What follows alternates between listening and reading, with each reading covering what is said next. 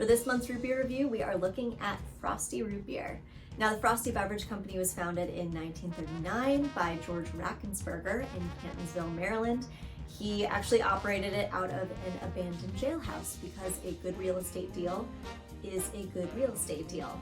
But the company was very quickly successful, and so he was able to move to a traditional bottling plant soon afterwards. Which isn't surprising because you think about what was happening in 1939. We were still in the Great Depression. We were about to enter into World War II. It was a country that was in a lot of turmoil. People were feeling a lot of uncertainty. When people feel uncertain, they reach for nostalgia, they reach for comfort. And root beer at that time was already a nostalgia beverage. So not unlike the MGM musicals that were so popular at the time, this offered people an inexpensive way to escape their troubles, if only for the amount of time it took to finish the bottle. I tried to do some research on our fun little mascot here, who's like a little elf and or just like a frozen old man. But I couldn't find any research as to how the mascot came to be. I am seeing him on advertisements as early as the 1940s, so pretty quickly after the company was founded, so he may have been there from the start.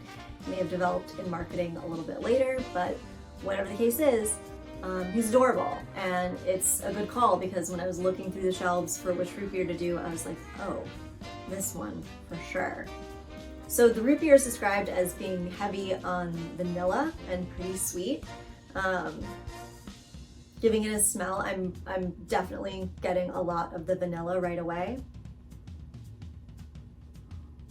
I'm also getting more of a spearmint kind of scent as opposed to like an anise, so more of that like wintergreeny as opposed to like an anise licorice kind of scent, which is interesting because usually the creamy root beers are pretty low on that like wintergreen bite that you'd see in like a Barks root beer.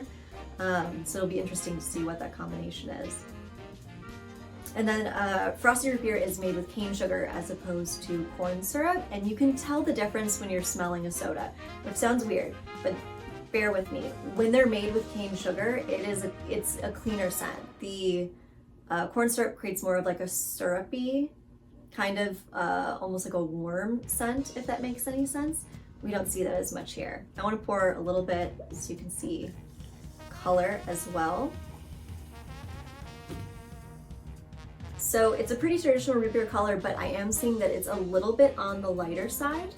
Could be because of the sugar versus the corn syrup, could be just less coloring added to it, but let's see how it tastes.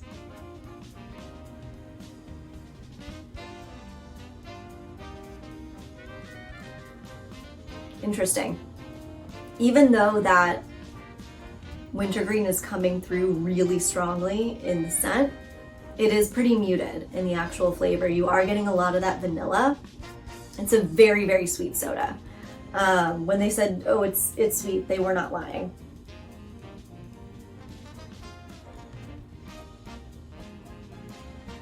Yeah, it almost coats your mouth with the sugar, so it's definitely like if you want a sweet soda, this is the one to go for. It's also pretty low on carbonation. There's some sodas where you're like, whoa, you're hit with those bubbles right away. This is not one of them. It's a pretty subtle level of the carbonation, which I think makes the sweetness stand out even more. But with that vanilla flavor, it definitely has that like, oh, this was a root beer float and the ice cream melted kind of flavor to it. So if you're into heavy vanilla, a lot of kind of caramely sweet undertones, this is the soda for you. If you do like more of that sharp kind of wintergreeny, like it's got some bite to it, probably not going to be your top choice. So yeah, that's Frostie Root Beer. Hopefully you enjoyed, and there'll be a brand new one next month.